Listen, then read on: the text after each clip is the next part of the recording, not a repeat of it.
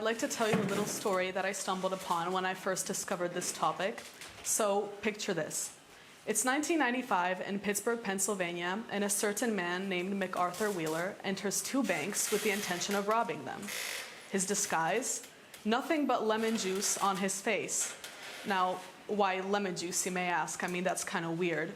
Well, Wheeler believed that this lemon juice would act as some sort of invisibility mask that would protect him from being seen.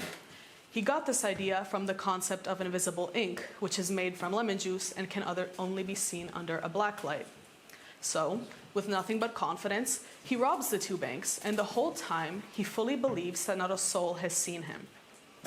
So imagine his surprise when just minutes after his successful heist, he's arrested by local officers. He was astonished. In fact, his exact words to the officers were, "But I wore the juice."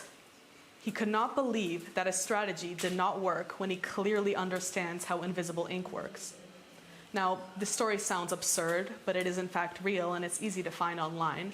But what matters is the question that comes from it. And that is, how is it possible for someone to be so incorrect, yet so sure of themselves, even after being proven wrong? Now, this bizarre story of a failed robbery and this very question inspired two psychologists, David Dunning and Justin Kruger, to investigate a psychological phenomenon now widely known as the Dunning-Kruger effect. And well, the lemon juice robber is just a textbook example of it. So, if I were to simply define the Dunning-Kruger effect, I would say that it is when someone that lacks competence in a certain area tends to believe they are much more skilled than they actually are. Essentially, the less you know about a topic, the more confident in that knowledge you are.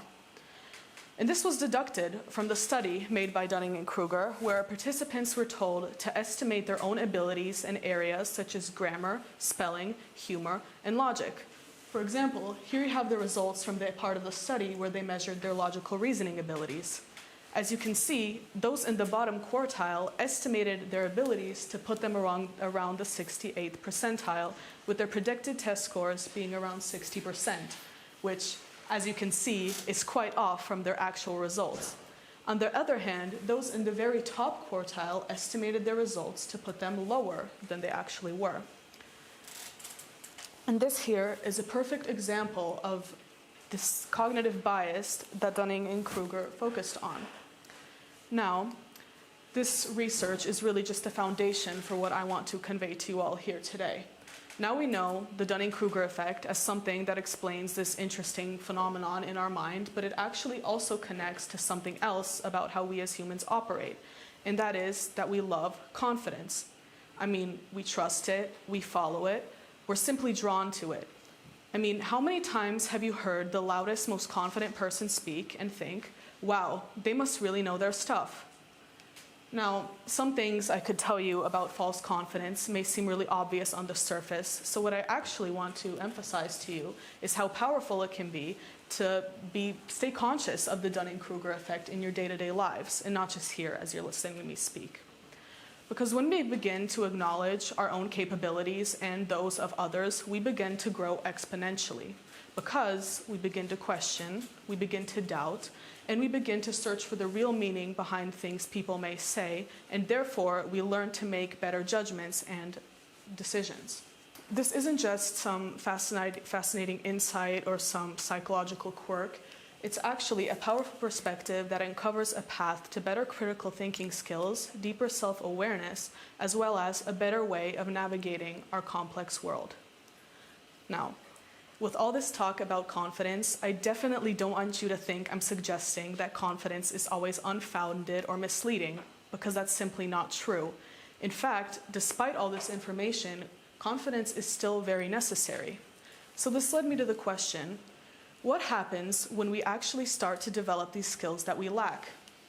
Well, after this initial burst of false confidence, we often hit what is called the valley of despair. This is when we realize how much we don't know yet, and we are forced to acknowledge the sheer amount we have yet to master. I'm sure many of you know this can be a quite humbling experience, and it's often marked with a significant drop in confidence.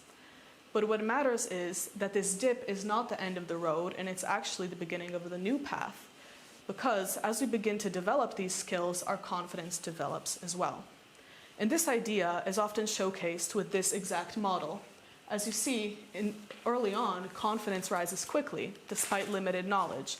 This point is what many refer to as Mount Stupid, but I personally prefer to refer to it differently, which is why I named it the illusion of mastery. Then we hit the valley of despair when we realize how little we know and everything seems so impossible. However, as you can see, slowly but surely, with hard work and improvement, confidence begins to rise again, but this time at a much more sustainable and realistic rate. So what do I want you all to think about today after listening to this information? Well, as I briefly stated before, the main point of my talk today is to inform you on this interesting phenomenon and hopefully motivate you to make steps to quote unquote battle the Dunning-Kruger effect in a way that can lead to your own personal or intellectual growth. You can start doing that by embracing self-awareness, no matter how uncomfortable it might make you. You can even ask yourself, do I really know that much, or is there more to it? And if so, how do I find out? Also, stop assuming based on whoever has the highest level of confidence, and feel free to ask them questions. Fact check. Look into the meaning behind the words spoken. Remember that the smartest sounding person is not always the most knowledgeable, as true wisdom always begins with acknowledging what you do not yet know and opening yourself up to learning those aspects. By critically thinking, staying self-aware, and questioning others, we also avoid being misled by those undereducated yet overconfident, especially those with ill intention, those who perhaps do not care to learn more than what they think they already know. So, our world does not need more loud voices that run on attention. It needs more thoughtful ones. So in other words, in a world so full of unnecessary noise, try to be the voice that thinks and not just speaks. Because in the end, real improvement begins with awareness, and that awareness begins with you. Thank you for your attention.